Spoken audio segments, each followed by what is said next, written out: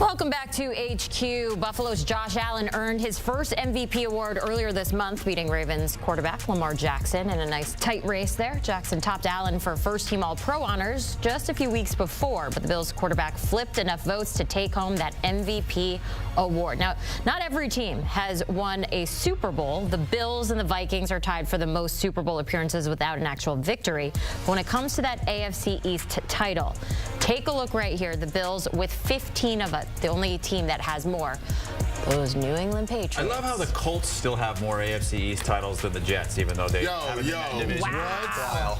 The disrespect is real. The disrespect is so real. Jenny Dell, Chris Hassel, Douzable here to break down the offseason needs with no disrespect to the AFC East. And we're going to start with the Bills. So it seems like their focus will be putting a little bit more oomph around their MVP and Josh Allen. So what can the Bills do this offseason to kind of get things going? First and foremost, Gina, I think it's going to start on the defensive side of the ball. Okay. 2 years ago, they brought in Von Miller to essentially be their closer after losing a game where they were up 13 seconds against the Kansas City Chiefs in a divisional round. Now, he looked really good that year, the first year, but then he ends up tearing his ACL, and he just hasn't looked the same. So they're probably going to have to rework his contract and maybe even be a cap casualty as well. Also, they're going to have to restructure Deion Dawkins and Josh Allen.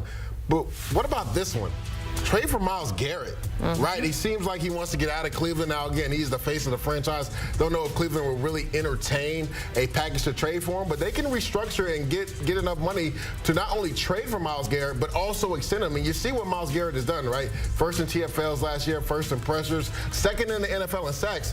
And the crazy thing is, JD and Haas, people were saying this was a down year for him, and he was second in the NFL in sacks. So they need that game-time closer that can close out games against the Kansas City Chiefs, against the Baltimore Ravens. I think getting Myles Garrett will go a long way, and the Bills maybe finally getting over the hump to get a Super Bowl. How about when you look at their pending free agents, and you see guys like Cooper and Hollins, both wide receivers, and we know how thin they were at wide receiver going into the season, made that trade for Cooper. To me, guys that they've drafted the last couple of years have to step up. Dalton Kincaid was supposed to be a guy. I know Pete raved about him throughout training camp and saying that he was going to be a guy that maybe catches 100 passes. That didn't happen. Another guy, Keon Coleman, that they drafted in the second round, he has to step up as well.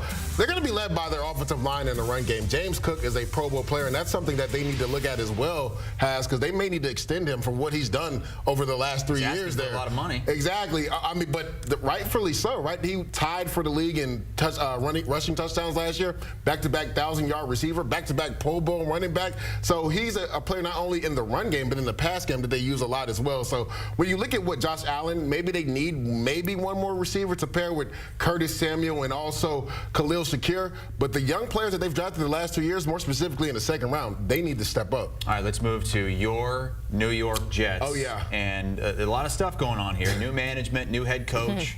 Going to need a new quarterback now that they say Rodgers isn't coming back. Yeah, and that's where you have to start with the Jets this offseason. They have to figure out what they're going to do at the quarterback position. This is what I would do if I was Aaron Glenn and Darren Moogie, the new GM for the Jets. I would make Tyrod Taylor a bridge quarterback for us. When you look at the history of Tyrod Taylor and places he's been, right? The Cleveland Browns, Baker Mayfield, he was a bridge quarterback for him. That worked out for Baker Mayfield. You look at when he went to the Chargers, right? Justin Herbert was there as a rookie. He was a bridge quarterback for him. So this is a guy that everybody loves in that locker room. I've spent time with the New York Jets, worked with them as well. His teammates love him. Tyrod Taylor is a consummate pro. He's a guy that can really help with a young quarterback. I say a backup plan, Justin Fields, right? He's going to be a free agent from the Pittsburgh Steelers. He was a guy that was 4-2 last year before Mike Tomlin decided that he was going to instead let Russell Wilson take over the starting ranks in Pittsburgh. So I think Justin Fields, only being 25 years old, he's still very young. Still a lot of football, a lot of thread on that tire. And then I say you draft a guy like Jackson Dart potentially in the second round to be the guy of the future. He can sit behind Tyrod Taylor for a year or two until he's actually ready to become the starting quarterback. A lot of tools in his bag.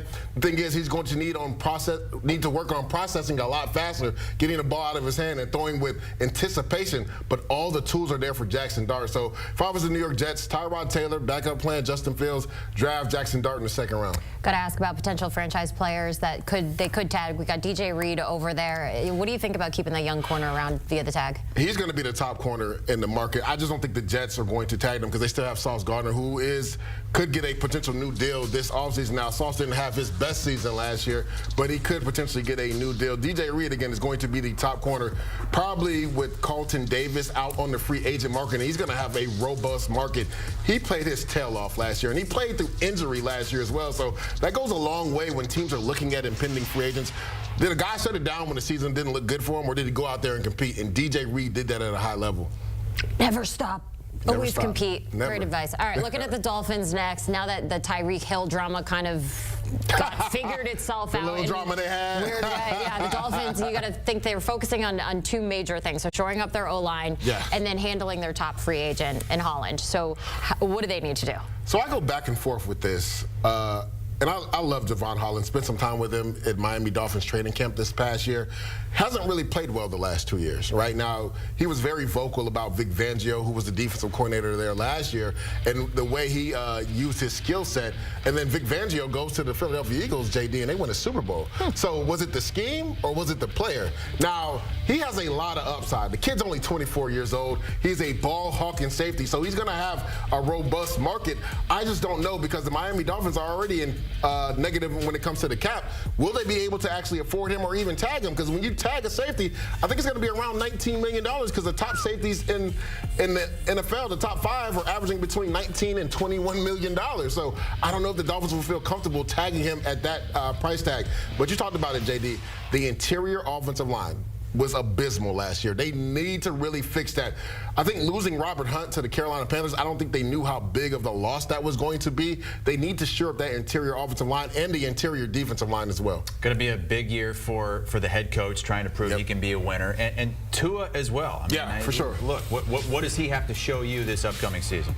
That he can stay healthy, first and foremost. I mean, that's been the issue, right? He played 17 games the year before, got the contract, but then got hurt twice this past year, right? Didn't even finish the season. So first and foremost, Tua Tagovailoa has to prove that he can stay healthy. Now, the thing is, you see the touchdown to interception ratio every year. He's one of the most accurate passers in all of football, and he has a winning percentage. So we can win games with Tua Tagovailoa under the center. But the thing is, he has to prove that he can stay healthy. And you see it right there, the longest active drought to win a playoff game. The Dolphins currently own it with 24 straight seasons. And you could argue that this last team we're going to talk about is in a better place right now than the Dolphins, maybe than the Jets as well. And that's the New England Patriots, who have all kinds of money to spend. Man. Like $120 million to spend in the cap. And they've got their franchise QB, and they've got a new head coach in Mike Vrabel. And that's the thing. They have a boatload of money, but they also have so many issues that they have to fill. This roster, when you look at it, first and foremost, they have to protect Drake May. He got beat up last year. I think Will Campbell at the number 4 pick makes a lot of sense. A guy that I have playing left tackle. A lot of people say he's going to kick inside the guard, and as you hear people talk all the time, well, just kick him in at guard. That's not the easiest thing to do. Will Campbell has been one of the top offensive tackles in all of football and one of the toughest conferences in the SEC.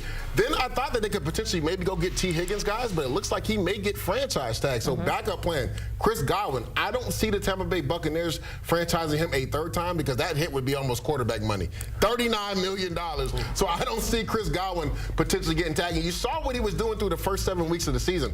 First in the NFL in receptions, second in receiving yards, tied third in receiving touchdown. He was having a career year, and he's only 28 years old, so he's still relatively young, even though this will be his third year on his deal. The thing is, he is coming off an ankle injury, so there is some concerns there, and he's also torn an ACL in the past, but I think that makes a lot of sense for them as well. And then they got to get better pass rushers. Josh Sweat, a guy that a lot of people thought could have been the MVP of the Super Bowl, 2.5 sacks. He's going to be a free agent at the right time. I think they can really turn over their pass rush by getting Josh Sweat. Wow. They would all look good in a Patriots uniform. They I'm would. Just saying. They got the money to spend it, too. They got it. They got it. Got to dish it out. All right, Lee J. Douzable getting us ready for this free agency season that's now upon us. And, of course, there's no offseason in football. We know that. We have you covered here on CBS Sports HQ, news analysis, and all you need to know in the world of football. You can find us streaming 24/7 so that you are always in the know.